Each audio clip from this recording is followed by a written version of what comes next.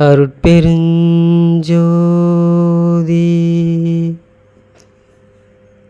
இன்றைக்கு நாம் சத் விசாரத்திற்காக எடுத்துக்கொண்ட திருவருட்பா மெய்யருள் வியப்பு என்ற தலைப்பில் எனக்கும் உனக்கும் இசைந்த பொருத்தம் என்ன பொருத்தமோ, இந்த பொருத்தம் உலகில் பிறர்க்கு எய்தும் பொருத்தமோ.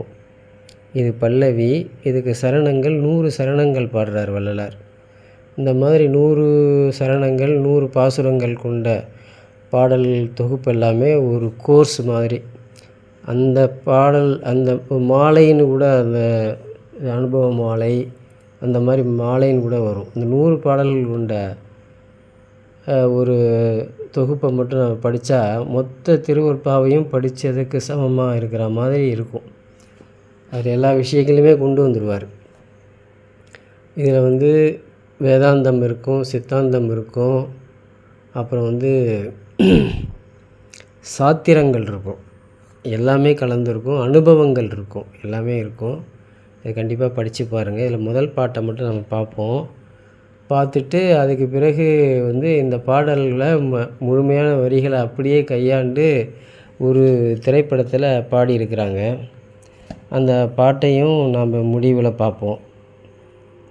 அந்த படத்தின் பெயர் நம்ம வீட்டு தெய்வம். அதில் ஒரு அம்மா பரதநாட்டியம் ஆடுற மாதிரி இருக்கும். அந்த பரதநாட்டியத்துக்கு இந்த வள்ளலார் எழுதின பாட்டை அப்படியே கையாண்டிருக்காங்க. சிலதெல்லாம் இது வரைக்கும் நாம் பார்த்ததெல்லாம் அதை தழுவி வந்த பாடல்கள். இதை அப்படியே கையாண்டிருக்காங்க. அந்த பாடல்களையும் நாம் கேட்போம். கேட்டுட்டு நம்ம முடிக்கலாம் இந்த சத்விச்சாரத்தை. இதுக்கு இசை அமைச்சவர் யாருன்னு கேட்டிங்கன்னா குன்னக்குடி மஸ்தான்.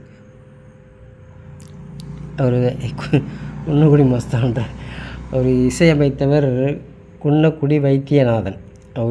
அவர் ஒரு தெய்வீக இசையமைப்பாளர். அவர் இசையமைச்சிருக்காரு.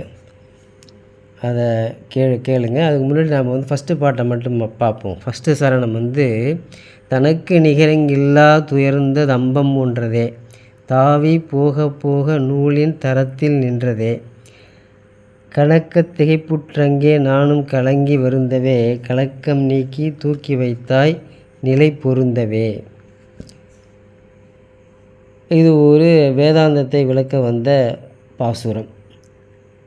அதாவது தம்பம் ஒன்றை பார்க்குறாரு. தூண். அந்த தூண் மேலே ஏறி போகிறார். அதை தாவி மேலே ஏறி தாவி போகிறாரு. அது என்ன ஆகுதுன்னா, அதனுடைய சைஸு சின்னதாகிக்கிட்டே போகுது. மேலே ஏற ஏற முதல்ல கைக்கு பிடிக்கிற அளவுக்கு இருந்துச்சு. அதுக்கப்புறம் அப்படியே போக அந்த சவுக்கு கழி வர மாதிரி அந்த அளவுக்கு வருது. அப்புறம் அதோடையும் சின்னதாகுது. புல்லாங்குழல் அளவுக்கு சின்னதாகுது. அதுக்கு மேலே போச்சுன்னா என்ன ஆகும்? நூல் வரைக்கும் நூல் மாதிரி ஆகுதான். அப்போது ரொம்ப கலக்கம் வந்துடுது அவருக்கு, பயந்து. ஏன்னா அப்படியே கீழே ஒடிஞ்சு கீழே விழற மாதிரி ஆகிடும் அந்த தூண். அப்போது கலக்கம் வந்தவுடனே நிலையில் நிறுத்தி இவரை தூக்கி நிறுத்துகிறாராம் இறைவன். அப்போது இது தம்பம்னா என்ன, அதில் எப்படி ஏறுறது, அது ஏன் நுணுகிக்கிட்டே போகுதுன்றது எல்லாமே ஒரு வேதாந்த விஷயம். இதை ஒரு அனுபவ விஷயம். இதை நம்ம குருமுகத்தால் தான் அறியணும். அவ்வளோ அருமையான பாட்டு இந்த பாட்டு. அந்த மாதிரி மொத்தம் 100 பாடல்கள் இதில் இருக்குது. எல்லாமே ஒன்றும் வித்தியாசமான வரிகளை கொண்டது. இதை படித்து பார்த்து பலனடைங்க. இந்த பாடலையும்